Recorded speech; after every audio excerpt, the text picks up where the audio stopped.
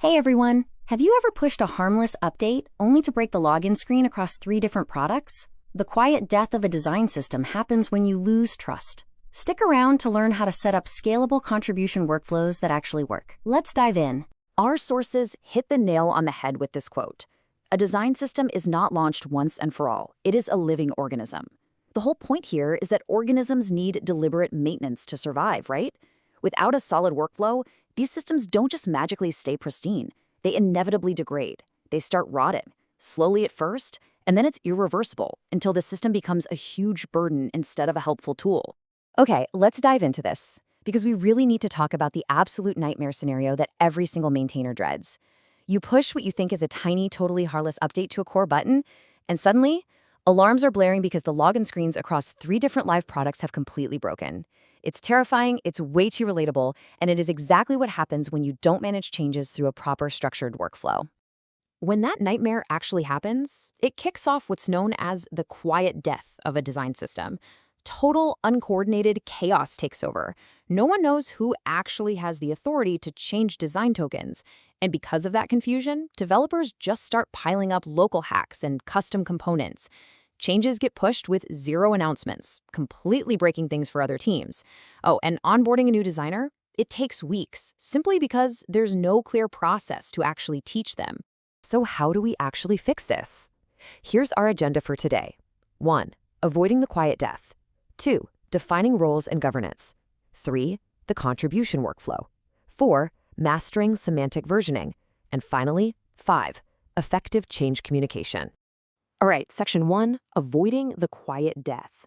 The real threat is loss of trust. The absolutely crucial takeaway here is that the main threat to your system isn't technical debt. It's not a lack of shiny new components either.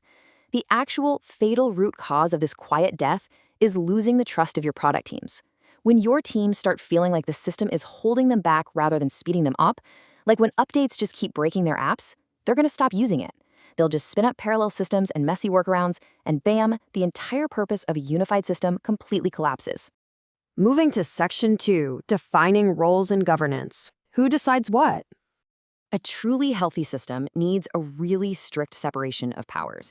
On one side, you have your core team. We're talking a tight group, usually 1 to 4 people. They're basically the curators. They define the architecture, they own those foundational layers, and they control the breaking changes. And, very importantly, they have absolute veto power over anything that breaks the rules. On the other side, you have your contributors. These are the product designers and developers in the trenches. They propose the new stuff, implement the approved changes, and help maintain the documentation. On to section 3, the contribution workflow. A healthy 5-step process. Bringing a new idea into the system safely follows this exact life cycle. Step 1 is the problem or proposal. This is just a contributor submitting a ticket or discussion. Step 2 is a quick triage by the core team. Is this urgent? Does it break existing rules? Step 3 is the decision. Accept, reject, or refine it, always with clear reasoning. Step 4 is implementation, where the design, code, and docs are built and reviewed. And finally, step 5 is the release, pushing that change out safely system-wide. I want to pause on step 2 for a second, that triage phase, because it is the ultimate bottleneck. It relies entirely on the proposal filter. Before anyone writes a single line of code, the core team has to ask, which business problems does this actually solve? What's the migration cost going to be for our teams? And hey, are there already alternatives in the system we could use instead? Now, you might be wondering, doesn't adding this extra bureaucratic filter just slow everything down? Well, look at this. Applying that one simple proposal filter successfully weeds out 60 to 70% of weak ideas before they ever eat up developer time. That is a massive, massive impact. It keeps your system lean, focused, and totally free of bloat. Section 4, mastering semantic versioning, the universal language of trust. Now, what's really interesting about this breakdown is how semantic versioning acts as a direct communication of risk. A patch release, that's the last number, carries 0 risk. It's just bug fixes. Teams can basically update in their sleep. A minor release, the middle number, adds backwards compatible features, very low risk. But a major release, that first number, that means high risk breaking changes. If a team updates blindly there, their app will break. Sticking to this strict language means product teams always know exactly how dangerous an update is before they ever install it. It's also super interesting to see how industry leaders handle this differently depending on their setup.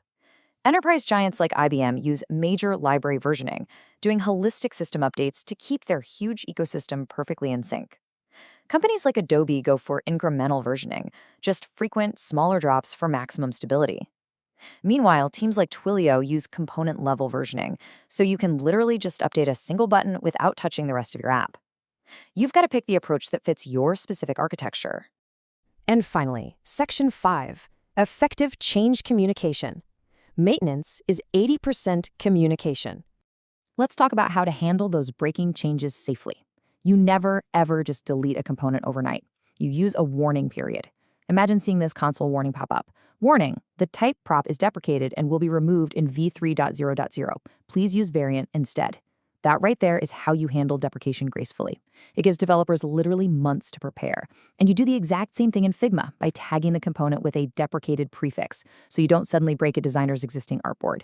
For the really massive breaking changes, mature teams take it a step farther using code mods. These are basically magic. They're code modification scripts that automatically scan a product team's entire code base and rewrite the old component APIs to match the new ones. What could easily take a team 2 miserable weeks of manual find and replace work gets done in seconds. All right, the final step. A release is never truly finished until the comprehensive changelog is out there. It absolutely must have these 4 things: a quick TLDR sentence summing it up, explicit migration guides for any breaking changes, direct links to the updated docs or sandboxes for new features, and a list of bug fixes linked right back to the original report so people know they were actually heard. We've covered a ton of ground today, from the triage filter to semantic versioning and changelogs. But as we wrap up, I want to leave you with this to chew on.